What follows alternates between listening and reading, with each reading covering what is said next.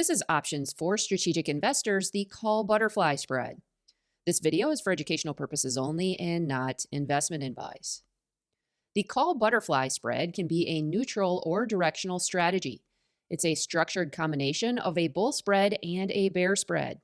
It's a low-cost position with limited risk and limited profit potential, but the reward to risk ratio can be very attractive with these spreads.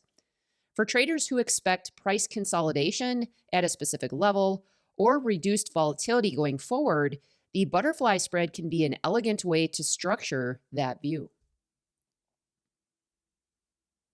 Let's talk about its structure and components. A standard call butterfly spread is built using 3 strike prices, equally spaced apart, all with the same expiration.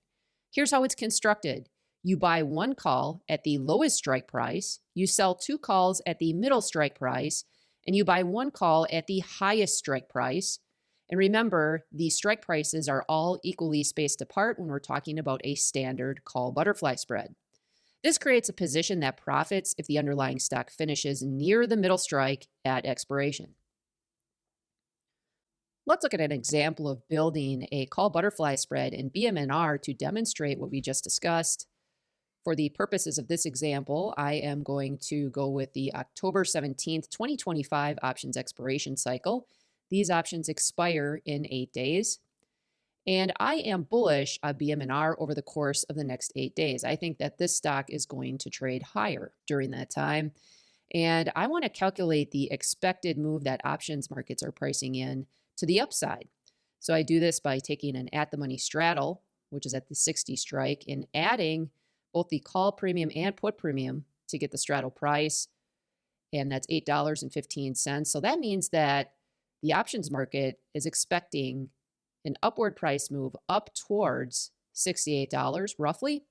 And what's nice about this platform is that they do that calculation for you, and that's represented by that shaded orangish brown line to the right of the strike prices.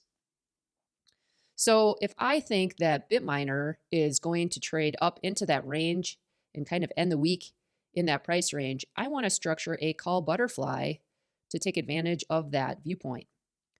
So here's what I'm going to do. I am actually going to sell 2 67 strike call options.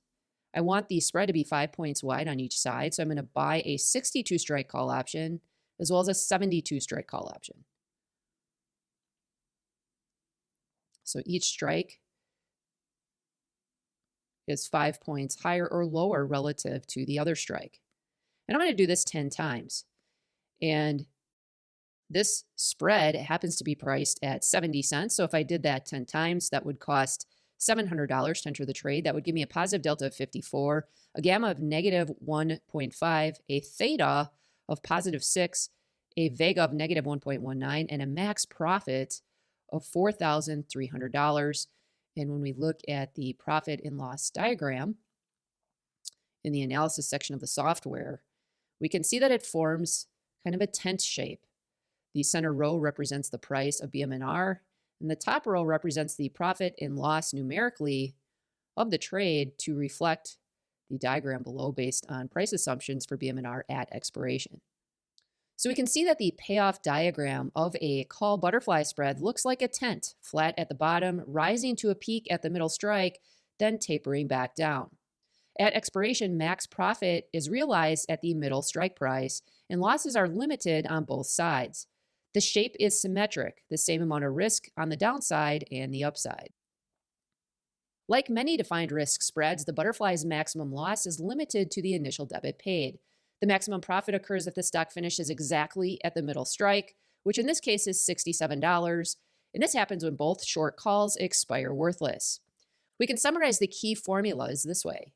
Max profit is equal to the distance between strikes minus the net debit. Max loss is equal to the net debit paid. The downside break even is calculated by taking the lowest strike call option and adding the net debit paid. And the upside break even is calculated by taking the highest strike price and subtracting the net debit paid. So using our example, the distance between the strikes is $5. The net debit paid is 70 cents, so the max profit is $4.30. The downside break-even point is calculated by taking the lowest strike price, which is 62, and adding the debit of 70 cents to get a downside break-even of $62.70. The upside break-even is calculated by taking the highest strike price and subtracting the debit. In this case, it's $72 minus 70 cents to get an upside break-even of $71.30. So if the stock stays between $62.70 and $71.30 at expiration, the butterfly is profitable. Below 62.70 or above 71.30, you lose your 70-cent debit, but nothing more. There are a few ways to structure butterflies depending on your market outlook.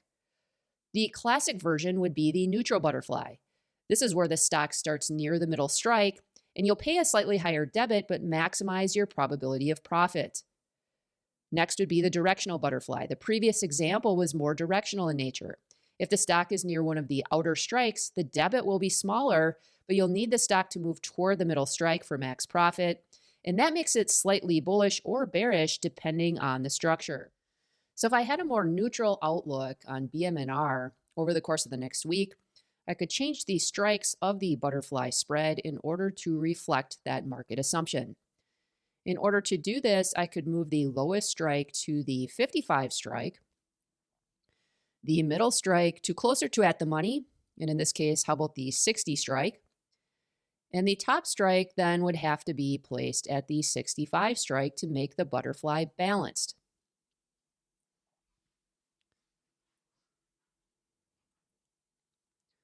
So let's see how that changes the trade.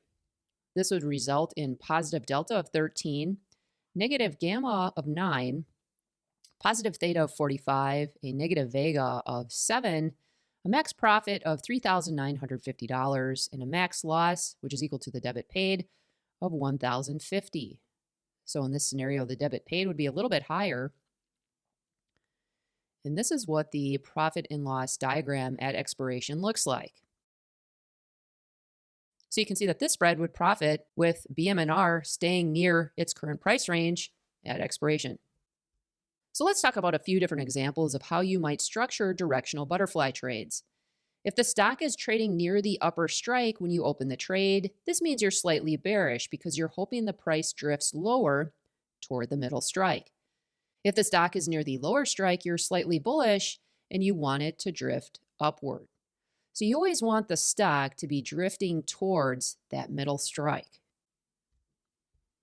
Butterflies on high-priced or volatile stocks often provide better risk-reward ratios, especially when strikes are spaced widely, for example, 10 or 20 plus points apart.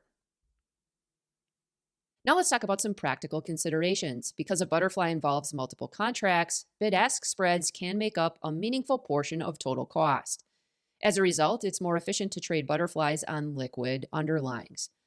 Butterflies are most effective when implied volatility is relatively high and expected to decline, and you expect price consolidation near a key level. They're also effective when you want to define both profit and loss up front. Butterfly spreads can also be constructed using puts or even mixed using calls and puts depending on margin or portfolio considerations. Now let's talk about managing the butterfly. There isn't much ongoing management required. The position has limited risk, so most traders simply monitor it until the stock moves near the middle strike. Then they consider taking profits, or if the stock moves beyond the break-even. It's important to note that you'll also want to avoid early assignment risk on the short middle calls, especially around ex-dividend dates. If the stock moves sharply in one direction before expiration, you can sometimes close one side, the profitable side, near its max value. For example, if the stock drops sharply, the upper or bear spread may be near max profit, so you can buy it back and leave the lower or bull spread open. This adjustment slightly increases risk because you'd be paying a debit to close that spread, but it can set you up for profit from a reversal back into your range. Patience and timing matter with butterfly spreads. It's important to understand that butterflies mature slowly.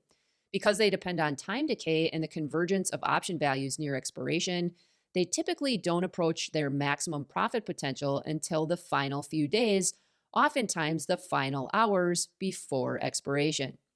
That's when the short middle options lose the last of their extrinsic value, allowing the spread to move toward its full profit value.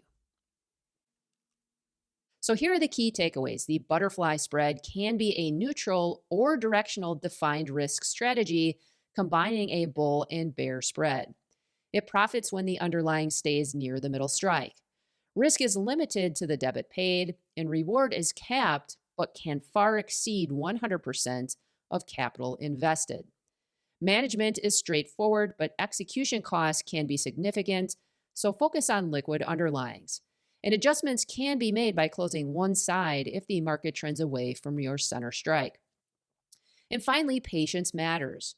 Try putting on a few small butterfly positions and watch how they behave as time passes. Observe how theta accelerates near expiration and how volatility changes impact the spread. Every trade teaches you something new about option dynamics. This video is for educational purposes only and does not constitute investment, financial, or trading advice.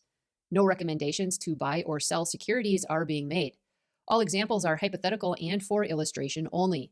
All investments carry risk, including the possible loss of principal. Options trading involves significant risk and is not suitable for all investors. Past performance is not indicative of future results. Consult a qualified financial advisor before implementing any strategy and review your financial situation, risk tolerance, costs, fees, and tax implications.